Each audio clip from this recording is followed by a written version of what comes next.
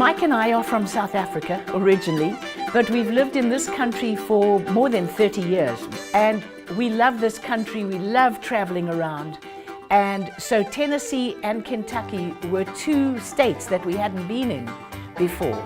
And the whole idea was to go and learn and see something about bluegrass music and cowboy music and rock and roll music in Tennessee. And then frankly, what I was more interested was going to see these horses in Kentucky. And we even went up to Churchill Downs where they just ran the Kentucky Derby. We flew to Nashville, where we stayed for 3 nights, which was fabulous, in the Hilton, a beautiful hotel. And the 3 nights made it very relaxing to come back each night. We then went to Louisville, which we learned to pronounce, and the bluegrass country of Kentucky is so beautiful. And we both love being outdoors, so I think I would have to probably say Kentucky. And the beautiful thoroughbred racing horses that we met, and the farms that they are bred on. And we also love Nashville, and we're quite taken with Music Row. But I never realized the effort and the industry that went into it. And in Music Row, every home has been turned into a studio, and every 4th home is a lawyer's office. Being a businessman, I was actually amazed at how big the music industry is and in there, and how they develop the young people already when they're in their early 20s into becoming superstars of the future. And we saw lots of billboards outside of all these offices and music places talking about these new kids who are coming up. And to me it was just amazing. I never realized what a massive industry this was. But we hit the ground running when we landed in Nashville, in that we just had time to unpack, have dinner, and we were taken off to the Grand Ole Opry. And there we saw Larry Skaggs and Tracy Akins. We saw so many musicians. We had Johnny Cash's and June Carter's granddaughter give us a private performance and discuss the family. And then we also had a songwriter who entertained us during one of our lunches. I think anybody who gets into the Grand Ole Opry or who entertains guests in Nashville has to be well known. But I do recommend that anyone who goes there gets to understand the accent, because the music is great, but you can't understand anything they're saying. You know wah, and then you have to say wah. So we also went down into the countryside to President Andrew Jackson's home, which was 1,000 acres. They used to plant cotton on that home. And then later that same afternoon, we went to Belle Meade, which was also a beautiful, they called it the Queen of Tennessee plantations.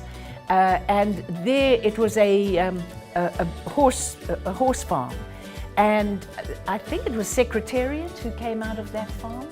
Almost every old plantation that we went to had some claim to fame about Secretariat. You know, they either had some of their foals, or one of them even had a nail that he used to have in his hoof there. You know, so horse racing was a big thing. We also went to Louisville, which was very exciting because they had on the Saturday night an event which they do every year, 2 weeks prior to running of the Kentucky Derby. They have something called Thunder Over Louisville. And Thunder Over Louisville starts at around 3 o'clock in the afternoon with aerobatics by huge bombers and spotter planes, and I think they even had the famous Blue Angels there doing aerobatics as well. And then at night they had what the Louisvillians all called the biggest fireworks display in America, which I do believe it was huge. I mean, we've seen the Macy's fireworks a couple of times, and some of the others, 4th of July performances, but this was massive. So there was an apt name, Thunder Over Louisville. My favourite spot personally was the trip to Churchill Downs, because that was something real, and it was only a week before the race was going to, or 2 weeks before the race was going to be run. And we actually saw a lot of the horses who were going to be performing or racing on that Saturday, on the famous Saturday, doing their exercising. We saw the jockeys. We went around all the stables, and we went around with a very knowledgeable guide who had been a big fan of racing since he was about 3 foot high. And as well as that, we had a whole about a half an hour or so with one of the ex-jockeys who told us how everything works from that point of view. So I really enjoyed that part.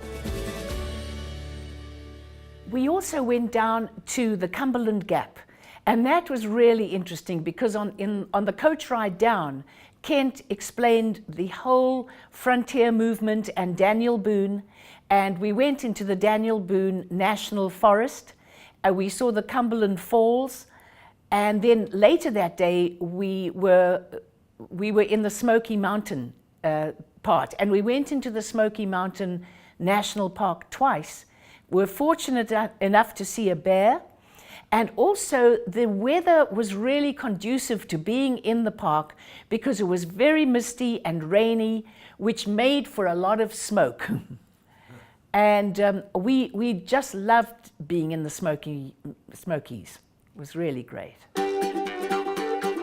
We went with a group from Shell Point. There were 12 of us, and a terrific group. And we also were joined by 3 other people from the East Coast and a few ladies from Philadelphia. And all in all, I think there were 24 of us or 25 of us on the bus. So not all the seats were taken, which was great. So we could all move around, and we definitely bonded as a group, and we had a great time. We really did. Each night at dinner we would sit with different people, or at breakfast we would sit with different people, and I'm sure that we are going to see the Shell Pointers who were part of the group.